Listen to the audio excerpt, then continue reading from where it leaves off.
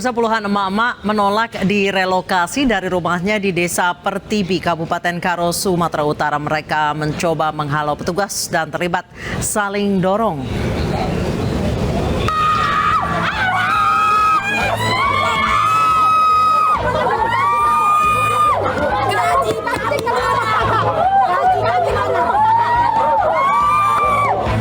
Kericuhan terjadi saat eksekusi dilakukan petugas Satpol PP terhadap warga dari rumahnya di Desa Pertibi, Kabupaten Karo, Sumatera Utara.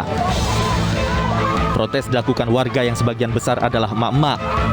Mereka menolak direlokasi dari rumah yang akan dijadikan lahan usaha tani untuk para pengungsi Gunung Sinabung. Warga menilai rumah tersebut diberikan sebagai fasilitas perusahaan terhadap mereka karena sudah bekerja selama puluhan tahun. Saat kita bertanya, ternyata PDIJ mau mengusir dan menggusur mereka dari rumah yang selama ini mereka tempati sebagai fasilitas karyawan. Padahal kita tahu Pak Sani, Pak Surbakti belum jelas statusnya, apakah masih karyawan, apakah sudah di PHK. Karena sampai saat ini tidak ada bukti mereka sudah di PHK.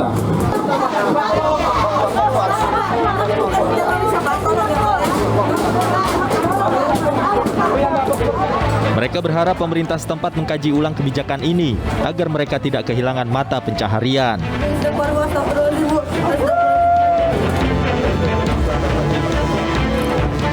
Tim forensik Bayangkara Polda Sumatera Selatan melakukan otopsi jenazah AM, korban penganiayaan di Pondok Gontor 1. Sementara itu polisi masih mengejar dua pelaku yang identitasnya sudah diketahui.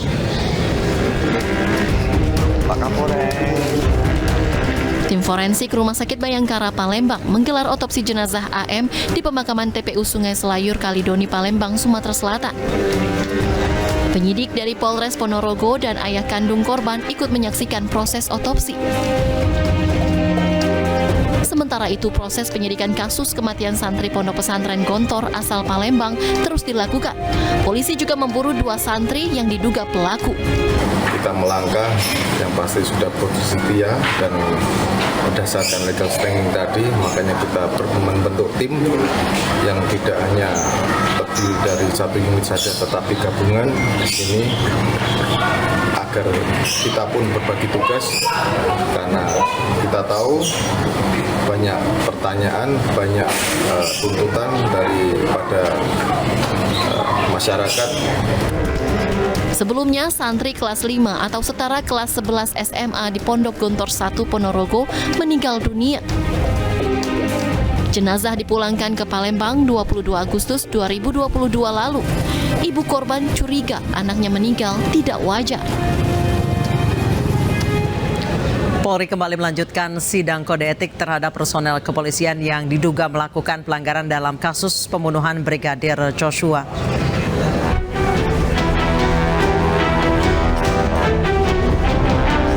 Sidang kode etik dan profesi terhadap AKP Dia Chandrawati digelar di Gedung TNCC Divisi Propam Polri, Jakarta Selatan hari ini.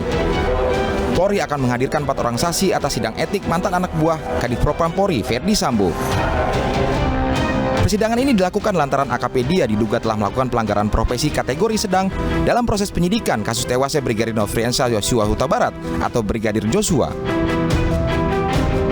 Dalam persidangan kali ini, Kombes Rahmat Pamuji ditunjuk sebagai Ketua Komisi Sidang Etik terduga pelanggaran AKP Dia Chandrawati.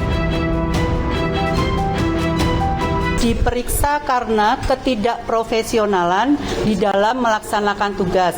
Dan perlu rekan-rekan media ketahui bahwa pelaksanaan sidang KKEP terhadap AKP DC tidak ada kaitannya dengan obstruction of justice atau OOJ. Demikian yang bisa saya sampaikan kepada rekan-rekan media. Sebelumnya, Polri telah menetapkan 7 orang anggotanya terkait obstruction of justice dalam proses penyidikan tewasnya Brigadir Joshua.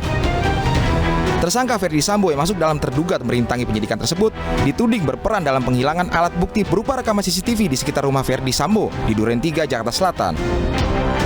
Ketujuh orang tersebut telah mendapatkan sanksi pemberhentian tidak dengan hormat dari keanggotaan Polri. Sementara Dia Chandrawati merupakan poluan pertama yang terseret sidang etik kasus ini.